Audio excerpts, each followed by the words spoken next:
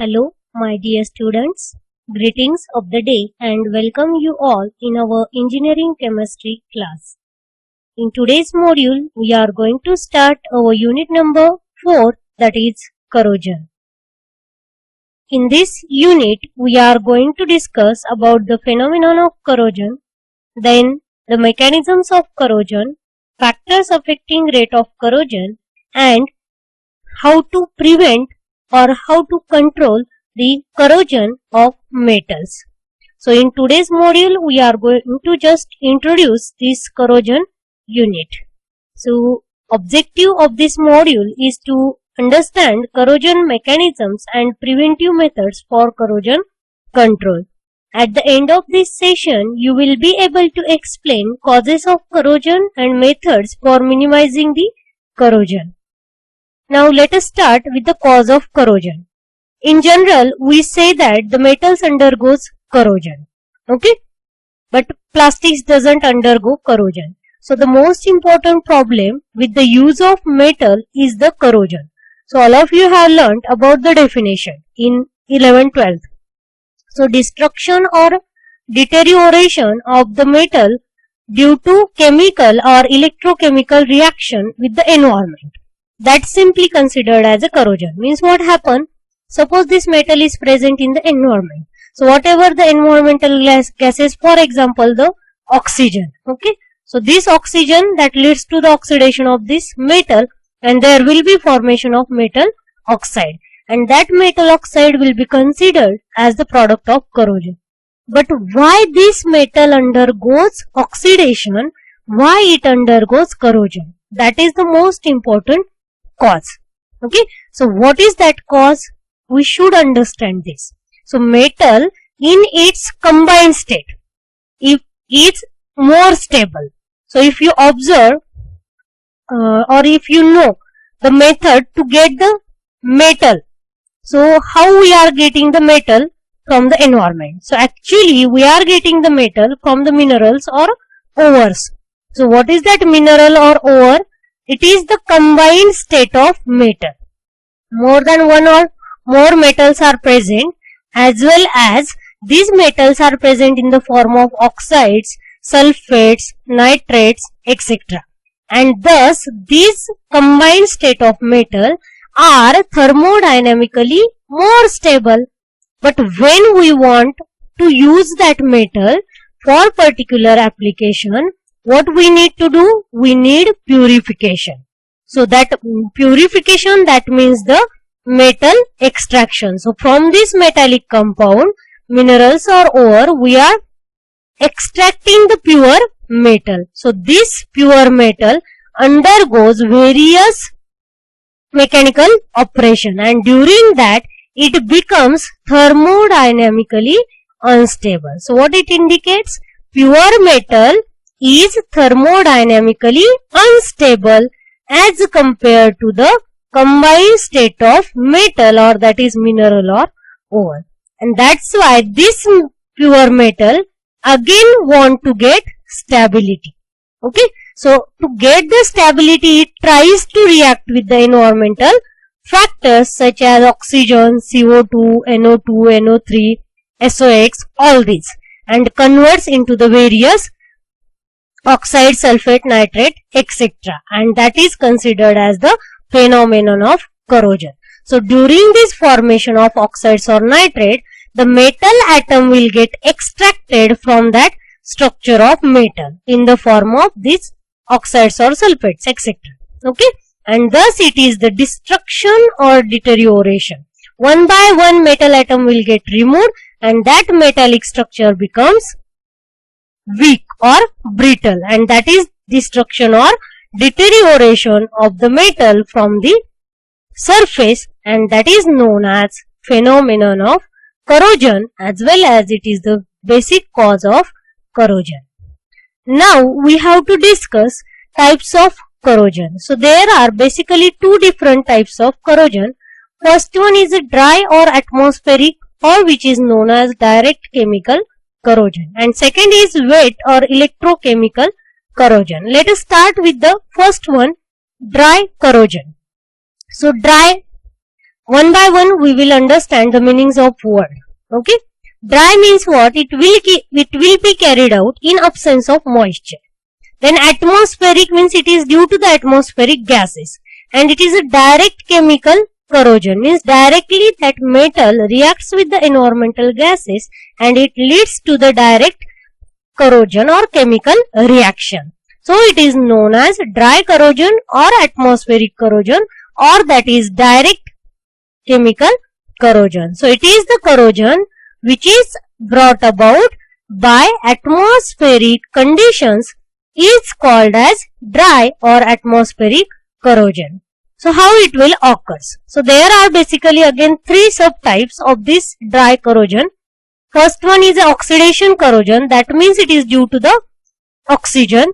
Then second is corrosion due to other gases, means gases other than oxygen present in the environment. Okay. And third one is a liquid metal corrosion. Now start with the oxidation corrosion. So it is a reaction with the oxygen. For example, if you observe, this is a metallic plate. Okay. Consider this one is your metal plate.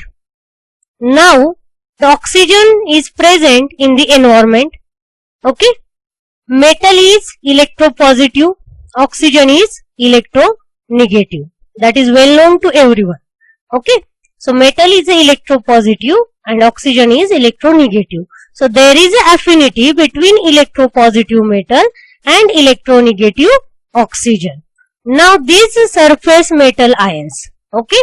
Surface metal ions we are going to consider. So what happens?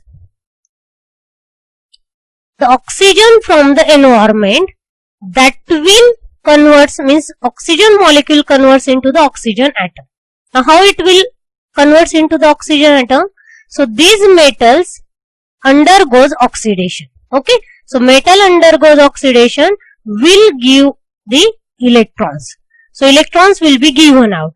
Now these electrons will be accepted by this oxygen and this will converts into the O minus, means O2 minus. Okay. Now this metal plus, that means electropositive metal ion, that combines with the electronegative oxygen atom and there will be the formation of metal oxide. So that is the phenomenon or mechanism of corrosion due to oxygen. So during the oxidation of metal, metal oxide is formed as a thin film on the metallic surface and which will protect the metal from further corrosion. But it depends on the type of a metal oxide film, and thus the layer of metal oxide plays an important role in the process of corrosion. Now when it follows this mechanism, okay, at that time it follows basically three steps. So which are these three steps? First one is known as adsorption. Adsorption means what? These oxygen atoms firstly get adsorbed, get adhere on the surface of this metal plate. Okay, for example, we are going to consider this is as a surface and this red color I am drawing, that is the oxygen. Okay, now this oxygen will get adsorbed on this metal surface. Then as I told you, there is second step, that is chemisorption. Chemisorption means what? Electropositive metal atom and electronegative oxygen that will forms the bond, that is the chemical bond formation. So it is known as chemisorption. And finally the third step is known as film formation. So as there is a formation of bond between this metal and oxygen, okay, so oxygen will give its electron to the metal ion, okay, so formation of chemical bond. And then continuous layer will be formed on this surface of metal plate and that is known as oxide film. So it will be considered as a metal oxide film. All that I shown here. Okay. So that mechanism of corrosion due to oxygen completes in three steps. So which are that three steps? First one is adsorption, second is chemisorption and third one is film formation. Now we have to study the important point, that is Pilling-Wedderworth rule. So this Pilling-Bedworth rule gives the idea about nature of oxide film. So as per this Pilling-Bedworth rule or ratio, if PBr is greater than 1, then layer will be protective, adherent and non-porous. And if this PBr is less than 1, then this layer will be non-protective, non-adherent and porous one. So let us see what is this Pilling-Bedworth rule or Pilling-Bedworth ratio. So it is the ratio of volume of metal oxide layer upon volume of metal consumed during the formation of layer. Means suppose this metal oxide is formed. So how much metal oxide is formed, and for the formation of this metal oxide, how much amount of metal is consumed. Okay, so this ratio is known as Pilling-Bedworth rule or Pilling-Bedworth ratio. Now let us see the meaning of these various types of oxide films. So first one is a stable or non-porous, or which is known as adherent oxide film. So stable means once metal converts into metal oxide, it will not again convert into the metal. So it is an irreversible reaction. Formation of metal oxide or that corrosion is irreversible. Okay. So that is stable. Non-porous means there is no any type of hole or pore present on that surface of metal oxide film.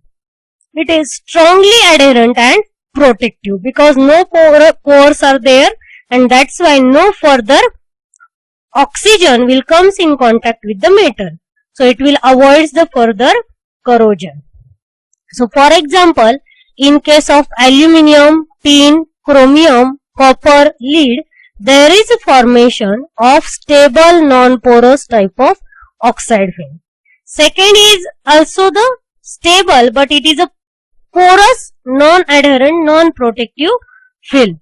So it is stable, but it is porous. Means it is having some pores on that.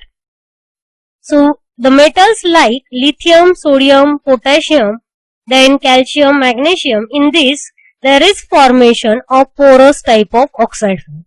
Now as this is porous, so what happens? The atmospheric oxygen can penetrate through that oxide film to the metal of that metal plate or metal structure, so that further corrosion occurs. So this type of stable porous oxide film is considered as non-protective and non-uniform oxide film.